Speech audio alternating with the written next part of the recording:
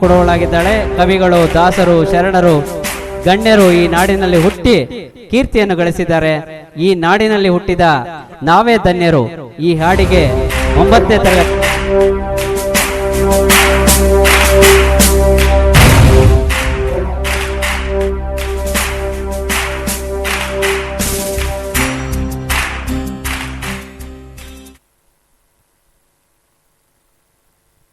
ಹುಟ್ಟಿದರೆ ಕನ್ನಡ ನಾಡಲು ಹುಟ್ಟಬೇಕು, ಮೆಚ್ಚಿದರೆ ಕನ್ನಡ ಮಣ್ಣು.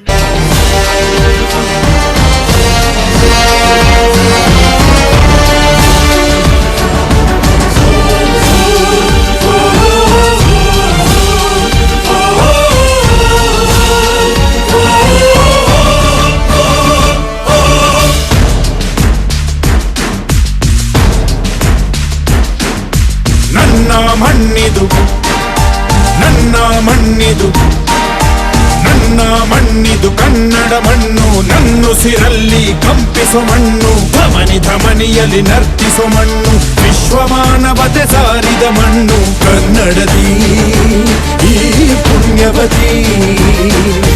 ನನ್ನಡೆದ ಸೌಭಾಗ್ಯವತಿ. ನನ್ನ ಮಣ್ಣಿದು ಕನ್ನಡ ಮಣ್ಣು, ನನ್ನುಸಿರಲ್ಲಿ ಕಂಪಿಸೋ ಮಣ್ಣು, ಧಮನಿ ಧಮನಿಯಲ್ಲಿ ನರ್ತಿಸೋ ಮಣ್ಣು. ವಿಶ್ವಮಾನವತೆ ಸಾರಿದ ಮಣ್ಣು ಕನ್ನಡದಿ ಈ ಪುಣ್ಯವತಿ. ನನ್ನಡೆದ ಸೌಭಾಗ್ಯವತಿ.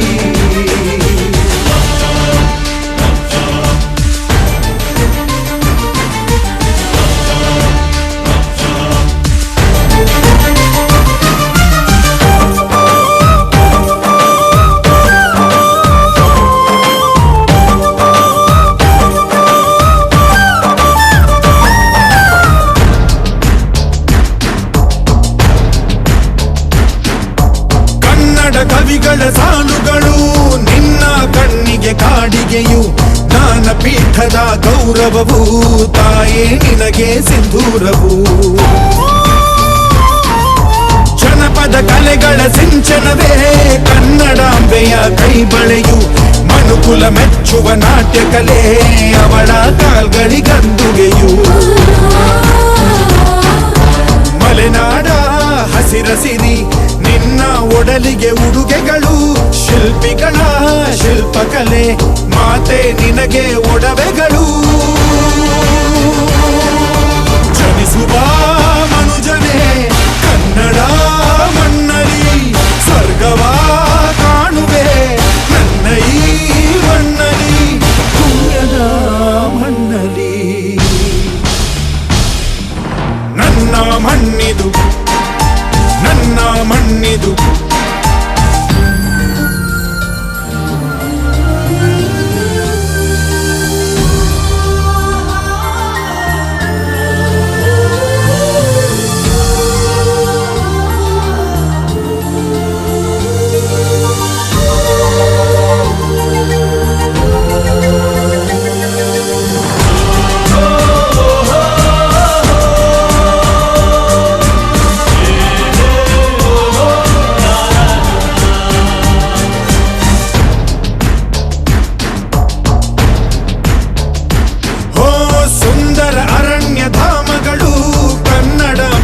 ಕೇಶಗಳು ನೇಗಿಲ ಯೋಗಿಯ ಬೆಳೆಯಲ್ಲ ಅವಳ ಮುಡಿಗೆ ಕುಸುಮಗಳು. ಹರಿಯುವ ನದಿಯ ನೀರಲ್ಲ ಅವಳ ಎದೆಯ ಅಮೃತವು. ಧುಮುಕುವ ಜೋಗದ ಸಿರಿಯಲ್ಲಿ ತುಂಬಿದ ನಗೆಯ ನರ್ತನವು. ಈ ನಾಡ ಶ್ರೀಗಂಧ ಕನ್ನಡಾಂಬೆಯ ಮಾಂಗಲ್ಯ. ಕೋಲಾರ ಕೈವಾರ ಕೋಲೆ ಜುಮುಕಿ ಮೂಗುತಿಯು. ಇದ್ದರೆ ಬದುಕುನಿ ನನ್ನ ಈ ಮಣ್ಣಲಿ. ಮಡಿದರೂ ಹೆಮ್ಮೆಯೇ ಕನ್ನಡ ಮಣ್ಣಲಿ. ಧರ್ಮದ ತೌರಲಿ.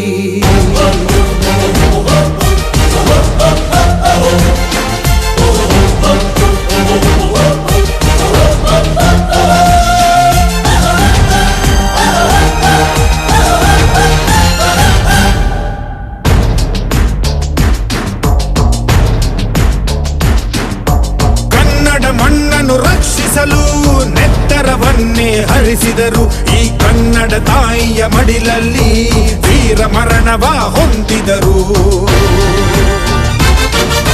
ನೆಲ ಜಲ ರಕ್ಷಣೆ ಕಾಯಕತೆ ಹಗಲಿರುಳೆನ್ನದೆ ಶ್ರಮಿಸಿದರು. ರಾಖಿ ಬೂಟಿನ ಒದೆ ತಿಂದು ಶತ್ರುಗಳೆದೆಯ ಮೆಟ್ಟಿದರು.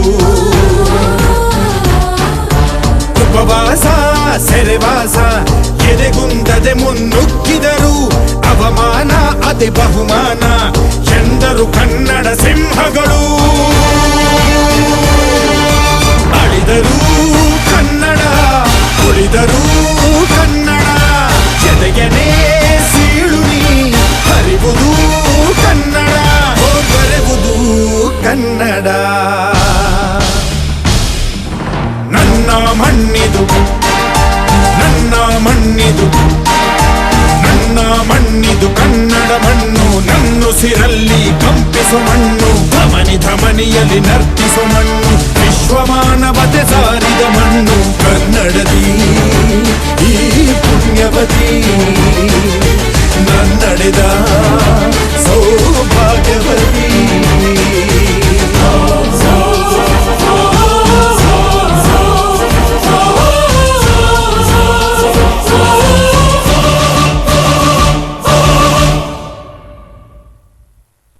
ಕನ್ನಡ ಭಾಷೆ. ಹಾಗೆಯೇ ಕರ್ನಾಟಕದಲ್ಲೂ ಕೂಡ ಅನೇಕ ಒಂದು ಪ್ರವಾಸಿ ತಾಣಗಳಾಗಿರ್ಬೋದು, ಅದರಲ್ಲಿ ಪ್ರಮುಖವಾಗಿ ಕಲೆ ಮತ್ತು ವಾಸ್ತುಶಿಲ್ಪಕ್ಕೆ ಹೆಸರುವಾಸಿಯನ್ನ ಪಡೆದಂತ ಪ್ರೇಕ್ಷಣೀಯ ಸ್ಥಳಗಳಾಗಿರಬಹುದು. ಮತ್ತೆ ಹೀಗೆ ಈ ಭಾಷೆಯ ಬಗ್ಗೆ ಮತ್ತೆ ನಮ್ಮ ರಾಜ್ಯದ ಬಗ್ಗೆ ಹೇಳ್ತಾ ಹೋಗ್ತಾ ಇದ್ರೆ ಪದ ಗುಂಚಗಳೇ ಸಾಕಾಗುವುದಿಲ್ಲನೋ. ಈ ವೀರ ಪರಂಪರೆ ಒಂದು ಚಲನಚಿತ್ರದಿಂದ ನಮ್ಮ 9ನೇ ತರಗತಿಯ ವಿದ್ಯಾರ್ಥಿನಿಯರು ನೃತ್ಯದ ಮೂಲಕ